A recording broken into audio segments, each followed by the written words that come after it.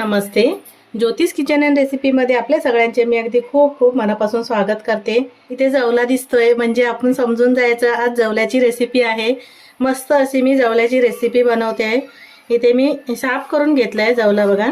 तसं कसं भाजी खाण्यापेक्षा असं थोडंसं बरं वाटतं वेगळं काहीतरी खायला. त्याच्यामध्ये दगड काही कचरा असतो तो काढून घ्यायचा आणि सगळ्यात पहिलं मी आता हे भाजायला घेते. जवला भाजायसाठी मी इथे बघा एक भांडं ठेवलंय आणि त्यामध्ये जवला भाजून घेते. जवळा थोडंसं हलकंसं भाजून घ्यायचं, जास्त पण नाही.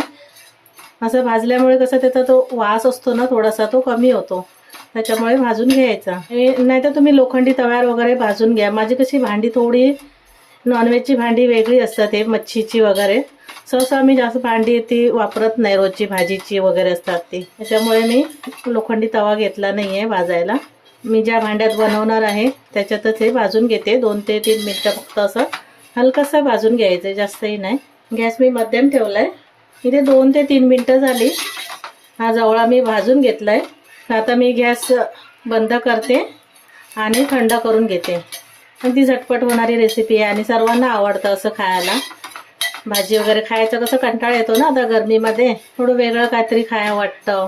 इथे मी हा जवळ थंड करून घेते. इथे जवळ थंड होतोय तोपर्यंत मी हा टोप परत धुवून घेतला आणि त्यामध्ये तेल घालून घेते. थोडंसं जास्त लागतं तेल, 2 ते 3 चमचे एवढं तेल घातलंय. इथे तेल गरम झालंय. त्यामध्ये इथे एक मोठा कांदा होता, त्याच्यामुळे मी एकच कांदा चिरून घेतलाय. तो छोटा असेल ना तर तुम्ही 2 कांदे घ्या. त्याला कांदा थोडंसं जास्त लागतं आणि कांदा हलकासा असा लाल करून घ्यायचा.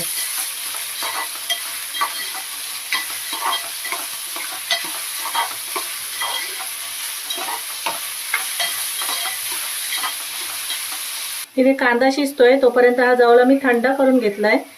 एक भांड्या घेते आणि त्यामध्ये हे काढून घेते.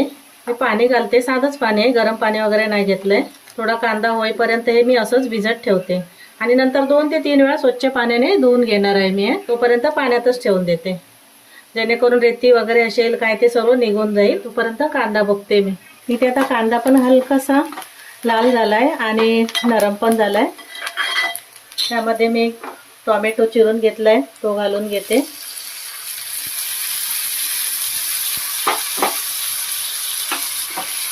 आणि टोमॅटो पण शिजवून घेते. आता मीठ घालून घेते मी, जेणेकरून टोमॅटो आणि कांदा व्यवस्थित असं शिजलं जाईल. जेवढं लागणार आहे तेवढं मी एकाच वेळेला मीठ घालते. आता अंदाजाने ते मीठ घालून घेतलं. गॅस मध्यम केलेला कमी करते मी. व्यवस्थित असं मिक्स करून घेतलं कांदा टोमॅटो. झाकण ठेवते आणि टोमॅटो शिजवून घेते.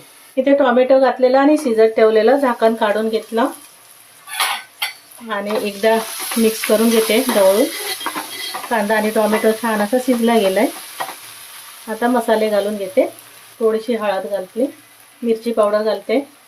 तिखट आवडीप्रमाणे घ्या, थोडं तिखटच पाहिजे. मच्छी म्हटली की थोडी तिखट बरी वाटते. धना पावडर घातली, ती पण कमी घातली, अर्धा चमच्यापेक्षा पण कमी घेतली. मिक्स करून घेते व्यवस्थित असं. कोथिंबीर घातली थोडी, फोडणीमध्ये छान वाटते अशी, कोथिंबीरचा स्वाद येतो याचा. मसाले जळू नये म्हणून थोडंसं पाणी घालते. आता गॅस ठेवते आणि एखादा मिनिट फक्त मी शिजवून घेते. मसाले घातले त्याच्यामुळे. इथे मसाले घातले आणि 1 मिनिट फक्त मी झाकण ठेवलेलं. झाकण काढून मी असं ढवळून घेते व्यवस्थित, जेणेकरून मसाला पण थोडा शिजला जाईल. छान आपली इथे ग्रेव्ही तयार झाली आहे. कांदा टोमॅटो शिजला गेलाय छान. इथे मी आहे ना थोडीशी कैरी अशी बारीक बारीक कापून घेतली. आता कैरीचं सीझन आहे, छान वाटतं असं. तुम्हाला आवडत असेल तर घाला, नसेल आवडत तर नाही घातलं तरी चालेल. आणि आता जवळा मी धुवून पाणी काढून घेतलंय, पाणी पिळून घेतलंय एकदम सर्व पाणी काढून. तर तो सर्व जवळा घालून घेतलाय. इथे कैरी घातली, मी थोडीशी टोमॅटो घातले, तरी 1-2 कोकम आहेत ते असे मी घालून घेते. कोकममुळे असा मच्छीचा वास येत नाही, सुक्या मच्छीचा. गॅस मात्र कमीच ठेवायचा आहे आणि व्यवस्थित असं ढवळून घेते. अशी कैरी घालून ना मस्त छान वाटतं. थोडीशीच घातली, तुम्हाला जास्त आवडत असेल तर थोडी घालून घ्या. पण कोकम पण घातलंय, टोमॅटो पण आहे, त्याच्यामुळे थोडी कैरी कमी घातली आहे. पण एकदा अशी कैरी घालून बघा, छान वाटते रेसिपी. आता हे मच्छी शिजायची आहे जवळा, त्याच्यामुळे मी थोडंसं फक्त पाण्याचा हापका मारून घेते. जास्त पाणी घालत नाही आहे आणि सुकं वाटायला नको, थोडंसं ओलसर असं आणि शिजवून घेते. इथे मी या जवळा शिजत ठेवलेला आणि परत एकदा मी ढवळून घेते. हा काय शिजतो, लगेच टाईम लागत नाही त्याला शिजायला. आणि हा शिजला गेला आहे. आता मी गॅस बंद करते आणि झाकण लावून ठेवून देते. थोडीशी कोथिंबीर घालते वरून. आणि याच्यासोबत कशी भाकरी छान वाटते, तांदळाची किंवा ज्वारीची, आपल्या आवडीप्रमाणे करायची. तर मी इथे तांदळाची भाकरी करते, त्यासाठी पीठ मळायला घेते. मी इथे तांदळाच्या भाकरीसाठी पीठ घेतलं आहे. थोडंसं गरम पाणी करून घेतलं आहे. मस्त मऊसूत अशी भाकरी तांदळाची बनवून घेते मी. थोडं थोडं पाणी घालते आणि हे पीठ मळून घेते. इथे पीठ मळून घेतलं आहे मी. पीठ कसं व्यवस्थित असं मळलं गेलं पाहिजे, मग भाकरी पण छान होते. जेवढं पीठ चांगलं मळणार भाकरी अशी मऊसूत होते. थोडं पीठ मी घेते आणि भाकरी थापून घेते. इथे मी भाकरी थापून घेतली आहे, भरून घेतली अशी. आता जाऊया आपण गॅसकडे. तोपर्यंत मी तवा गरम करत ठेवला आहे. छोटी मोठी पाहिजे तशी आपण बनवू शकतो. इथे आता तवा गरम झाला आहे, त्यावर ही भाकरी घालून घेते आणि पाणी लावून घेते वरून. आता मी भाकरी परतून घेते.